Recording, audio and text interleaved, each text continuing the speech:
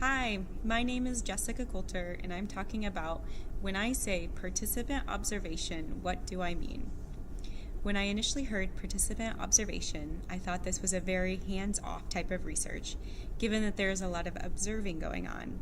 I had in mind what one researcher called the written photograph. Basically, you sit there and write your field notes, data mined later, and voila, written photograph. This is actually much more interesting and can be divided up into 4 different types. The 4 different types are listed here, and I'll go through each of these and hopefully break them up into easy to digest descriptions. The first type is the complete observer. The researcher or observer, in this case, is hidden from view, recording details of his observation without being observed. When we talk about participant observation, we discuss it in terms of having membership to a group. In this case, the observer has no membership to a group. The group doesn't even know the researcher is there. Think of the duck blind from Dr. Varpio's class over the summer. And of course, James Bond has no group membership. This type of research is considered to be deceptive and preferably occurs in a public place like a coffee shop. Researchers, however, have used this type of participant observation in places like men's bathrooms. The next type is the complete participant. We just talked about the complete observer, and as you can imagine, the complete participant is the exact opposite, and they actually gain membership into the group he or she is studying. In this case, again, the group has no idea they are the subject of a research study. As an example shown here, a researcher may somehow get into the prison system and pretend he is an incarcerated individual to study the prison population. Perhaps the chief warden may know this person's identity for safety purposes, but the members of the group he is studying have no idea of his identity. Again, as you can imagine, there are some safety issues that may go on depending on the group you are studying. Another example of this is a study I read from China in 2012 where a researcher wanted to go through the normal hiring process to get a job in a factory. Basically, he wanted to find out were workers more productive when they had a boss basically standing over them or when they had more autonomy. Because of his anonymous role, he was able to learn that the Chinese factory workers were actually far more innovative and productive without direct observation. They discovered all of these small innovations and workarounds that actually improved their work process. When a boss was standing over them, they quickly discontinued all these practices. The 2 types of observation I've just discussed, complete participant and complete observer, are both missing something we know all too well is very important: informed consent.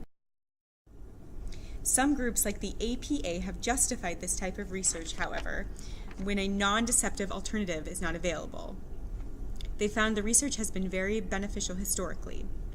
I wanted to give you an example of when informed consent may not be as helpful.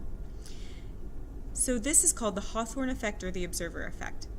Basically, the story is there was an electric company in the 1920s that wanted to see if workers performed better with bright lights or low lights. The factory workers knew they were being observed and basically worked really hard while they were in the study, and then as soon as the study ended and the researchers left, their productivity declined. Basically, they had no idea if they worked better under low light or bright light at the end of the study. The end of the story is this: if you don't know the observer is there, data is likely to be a little richer.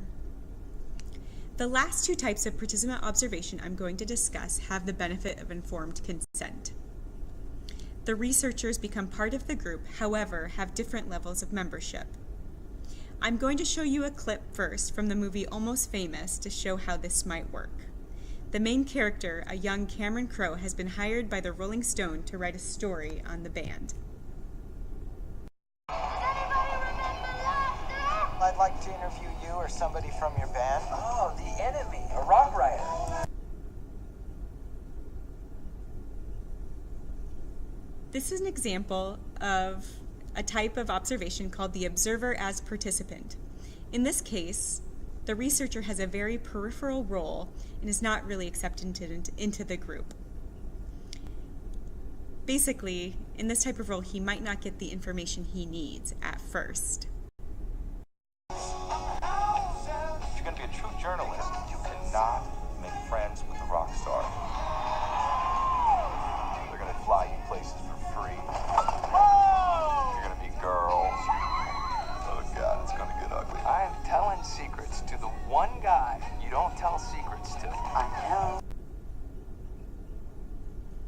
With the participant as observer, the researcher over time may gain greater entry into the group and become a participating member.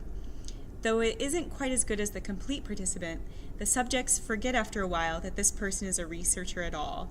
Trust has had time to develop in this case, and good information can be gathered.